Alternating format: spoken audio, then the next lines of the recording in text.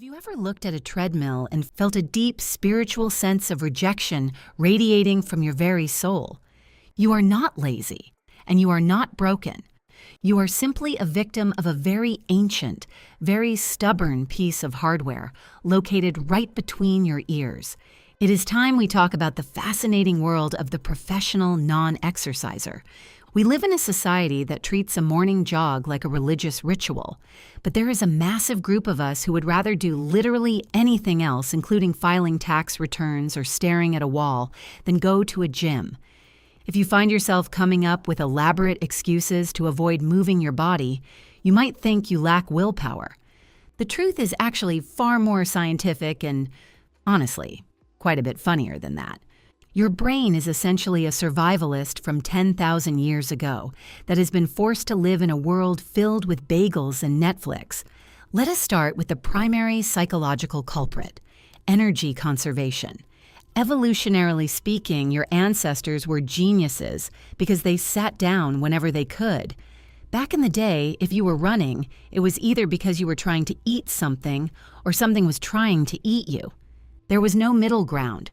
There were no Pilates classes in the Paleolithic era. If an ancient human saw you running in a circle for 45 minutes just to burn off a muffin, they would think you had lost your mind. Your brain still operates on this outdated software. It looks at a gym membership and sees a dangerous waste of precious calories that should be saved for the next inevitable famine. When you sit on the couch instead of heading to the weight room, your lizard brain is actually patting itself on the back for being a master of resource management. You are not being a couch potato. You are being an elite survivalist in a modern landscape. Then we have the sheer psychological horror of the transition.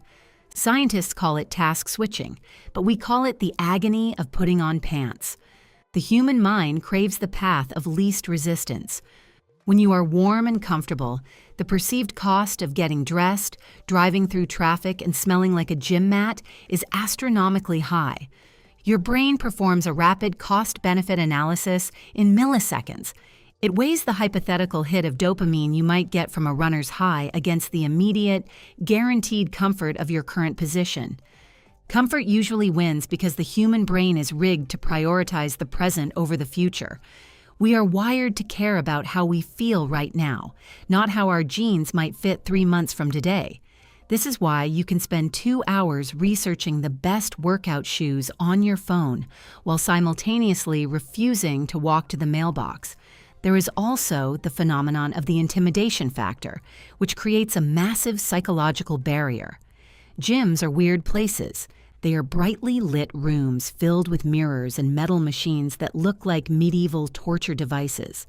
For a non-exerciser, entering that environment feels like being a tourist in a country where you do not speak the language and everyone is wearing neon spandex.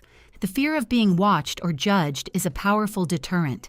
Even if nobody is actually looking at you, your brain creates a narrative where every person on a stationary bike is a harsh critic of your form.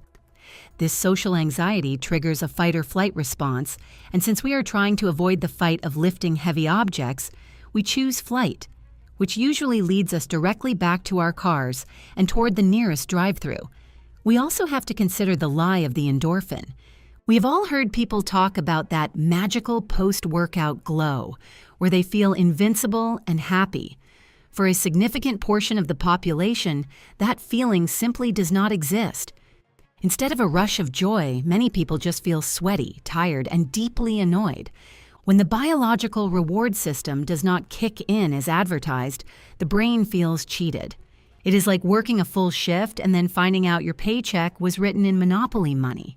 If your brain does not associate movement with a mood boost, it will naturally classify exercise as a pointless chore.